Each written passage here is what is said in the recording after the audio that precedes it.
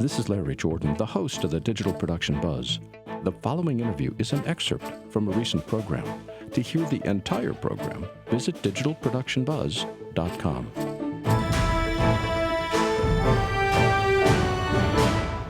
Rick Barrett is the VP of Operations for Maxon, the Americas, and has been helping designers discover and take advantage of Cinema 4D for over 15 years. He's a frequent contributor to Maxon Cineversity, which is a website that Maxon runs. And Rick has developed plugins for Cinema 4D, including CV-VRCam, CV-ArtSmart, and CV-SmartExport, none of which I understand. Yeah.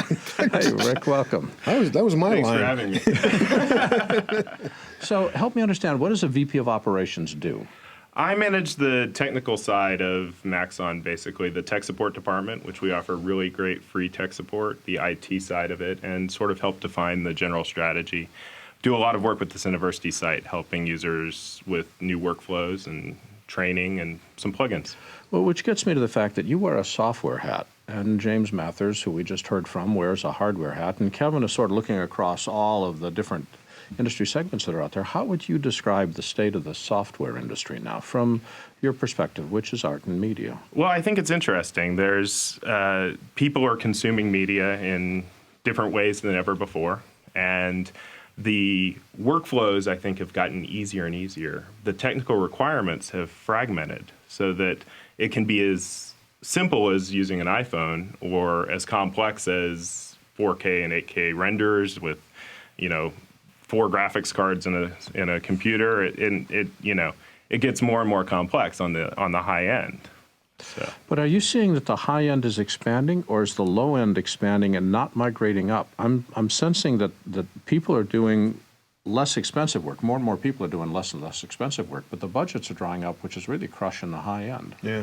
I think that there is a challenge for the people in the middle to move up to the high end, and definitely the low end is expanding more and more. As the workflows get easier and the production, the distribution there's less and less money, in YouTube distribution and things like that. One of the challenges that a lot of software developers have is the whole concept of free updates in perpetuity, which the App Store started, is that you buy it once, but then you get upgrades forever and ever without having to pay for it. That has to change the development cycle in terms of how you find funding, doesn't it?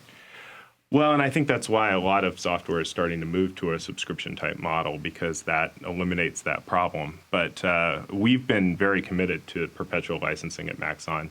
So it's a problem we continue to face, but one that we attack with as much vigor as we can. Well, without being able to share secrets, because, I can ask, you won't answer, but it means that you're always having to look for new customers, because the revenue comes from people that buy the first time. The revenue doesn't come from ongoing customers, does it? Well, we have annual upgrades, and where we add features to the software, and so we do get recurring revenue from the annual upgrades and our service agreements, which include the annual upgrades.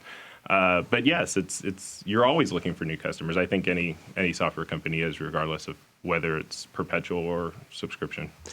With the constant change in technology, and 3-4 years ago we were looking at 3D, and then we were looking at 4K, and now we're looking at HDR and VR, which we'll talk more about in a minute. It gets terrifying for media creators and filmmakers to decide what technology to buy into. How do they decide where to invest dollars, especially when dollars are getting harder and harder to find? Well, it is difficult. The fantastic thing about VR from the 3D software perspective is that there's really not an additional investment once you invest into the 3D software. It's not like on the video side with cameras, where you have to make a high-end investment in a camera system for VR. With Cinema 4D, there's no additional cost once you have the software to explore VR. Well, help me understand the difference, because I'm hearing terms like 360 video and VR and augmented reality. How would you define the differences between these? Well, VR. Yeah, define those, will you? We had that discussion before this thing. Exactly. Yeah, VR can take two forms basically. You've got VR video, which is pre-rendered. It's an experience that can be delivered on YouTube or Facebook, and it's a workflow that our artists are familiar with, because it's basically you have to render in a special format, but then you can edit and composite pretty much in the same way that you do now. And then you have interactive VR, which takes things to a game development type of a workflow. Where the situation changes based upon gameplay? Well, it's more programming involved. It's more CGI. Well, you'd have to export your assets into a game engine, and the game engine does the rendering. Right. So it's just a different workflow than our artists, are really, most of them, familiar with right now. But the nice thing about pre-rendered VR is that it's a workflow that people really can understand now, and it's easy to distribute on YouTube or Facebook. Now, does this imply that all VR is 3D? No. Well, I would say all VR is 3D, but 360 video can be either monoscopic or stereoscopic. And so I would say that to be a VR video, it would have to be a stereoscopic video. So 3D video, 360 video could be captured by a camera. You just put it out in the middle of a crowd somewhere and you're capturing the video. VR implies that it's being drawn, that it's artificial, that it's not captured with a camera? No, it could still be captured with a camera, but it would have to be captured in stereo, which is actually very tricky to do with the camera systems that are available today. Then how do you see the difference between stereoscopic 3D and VR? There's not necessarily a difference. They marry each other. The interesting thing is that I think that our clients are going to be asked more and more to composite motion graphics on top of VR video, to composite or to actually build VFX, set extensions, matte painting in VR video. So I don't think that it's an either or, but it's an and. This might be too simplistic, but the Oculus Rift, which is tethered, always tethered, that's more of an immersive VR experience then, right? Than a Google Cardboard, which is put your iPhone in the cardboard and do the 360 thing. Well, the big difference between the Cardboard, which is an experience that basically anyone can have by putting their phone in a $10, $15 piece of cardboard or one they got free, and the Oculus Rift is positional tracking. With Cardboard and the Gear VR, you have rotational tracking. You can move your head around. But once you move to the Rift or the Vive, it can actually track where you are in space. Okay. So you can actually look around the side of something rather than just looking around from a single point. In other words, you can move around an object with the Rift, and with Cardboard, you just simply pan from one side to the other. Is that what I'm hearing? Basically, yeah. And down and up. Well, right. all of these would be considered disruptive technologies, new ways of creating media that didn't exist a couple of years ago. And we've talked about virtual reality and 360 video and augmented reality. Are we seeing other disruptive technologies? And that's a lead into talking about what can we expect at NAB. I think that as far as 3D is concerned, VR and AR are the primary disruptive technologies I see right now. Certainly on video, you've got things like HDR and 4K, 8K, things like that. But as far as 3D is concerned, VR and AR change the workflow quite a bit, and especially depending on whether you go with the interactive form or the video form of VR. Now, why does it change the workflow? There's different rules, and the interesting thing about VR is that we're still writing the rules. That's what's really fun about it, is that it's not moving into something, a workflow that we're already familiar with, but it's a workflow where, every day something's changing. And I've always been someone who loves to learn. And so it's a great thing about this technology is every day there's something new to learn about VR. And there's always something new to teach, too, to help people understand the workflow. So that's what's been really fun about our initiatives on Cineversity with VR. Well, one of the things that I want to get a sense of is where is VR working? I mean, there's lots of people that are saying we're doing VR for this or doing VR for that, but what are some of the success stories in terms of genres where VR works? And the other is, where can 360 video work? And you had some examples, especially in news, that I wasn't expecting. So tackle 360 video first. Okay. Well, I know that in news especially, there's a company called Riot, R-Y-O-T, that's developing a lot of news stories. ABC News just did a piece on Nepal, putting you basically on the ground in Nepal post-earthquake to see, it's a new kind of journalism where you actually can feel what it's like to be in a conflict zone or post-disaster, And in many cases, it can drive people to action, to donate or to support the cause, whatever that might be. And also, it just immerses you more in the news story itself. So those are interesting experiences. I think that action sports. Brain Farm is now way into VR, and they're doing a lot of interesting action sport kind of videos. Right. Fox has been streaming lots of things. I watched part of the Big East March Madness competition was broadcast in VR. Oh, really? Yeah, through NextVR. Where? On the Gear VR. How do you NextVR do app. sports in VR? Again, Yeah, where do I'm they having put a the hard camera? time getting my brain wrapped around this, so try that one more time. Well, in that case, and this is where it's interesting, is we haven't seen the motion graphics build into these types of things yet, but I think that's what's coming next, is to bring Cinema 4D into it. But for sports in VR, you've got they've got several 360 cameras in various places on the court, in the case of the basketball, and you can sort of put yourself in that position. I think what'll be even more interesting for sports is I'm a big NASCAR fan. And already with NASCAR, you can watch the cars. Right. It's a video game type of a playback where you can watch the cars. You can follow whichever car you want. Well, with VR, you could actually put people inside each of the cars so that they can be in the driver's seat, basically.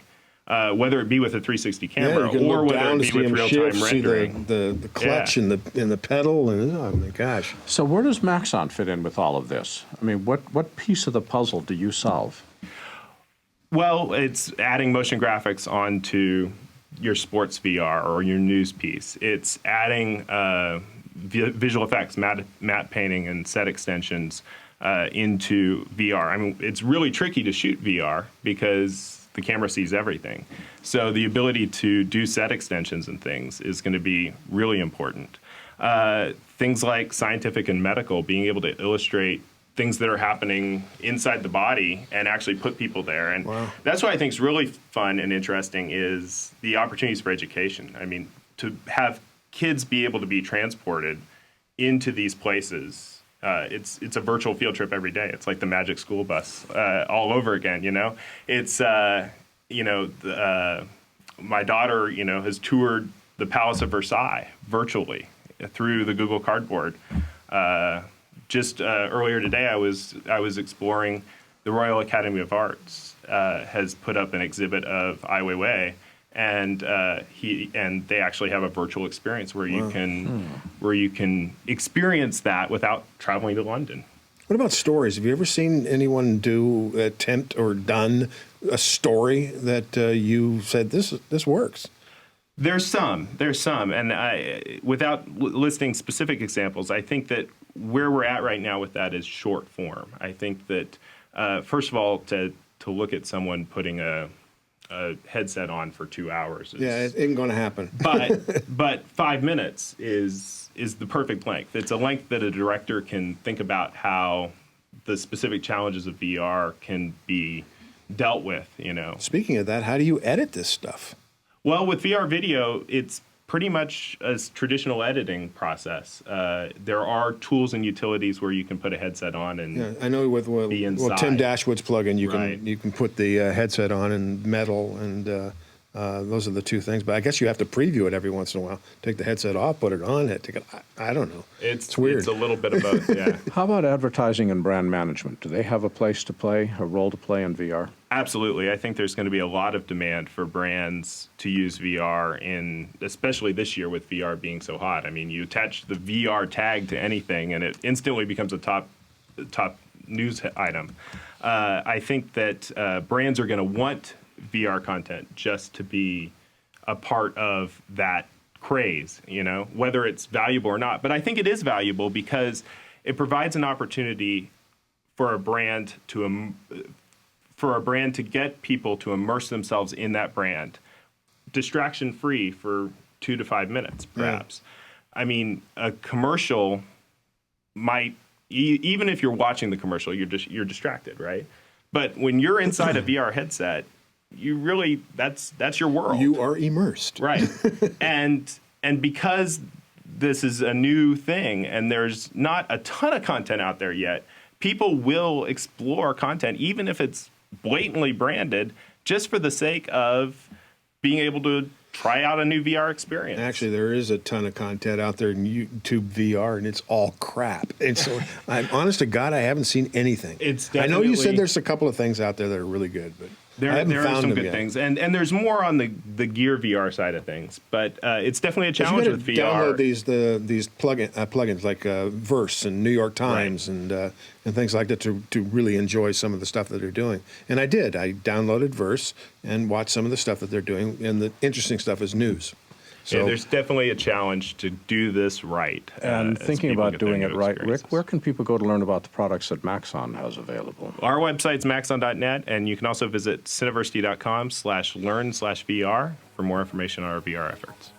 And Rick Barrett is the VP of Operations for Maxon. And if you haven't had a chance to see Maxon's booth at NAB, it's all artists all the time. If you want to see what can be done with virtual reality or just 4D work that's 3D over time, check out Maxon's booth at NAB. Rick, thanks for joining us today. It's been wonderful having you visit. Thanks for having me. Take Thanks. care. If you'd like to see more videos like this one, please subscribe to our YouTube channel. To stay connected and receive updates from The Buzz, sign up for our free weekly newsletter now. Or you can learn more about us on our website. And thanks for watching The Digital Production Buzz.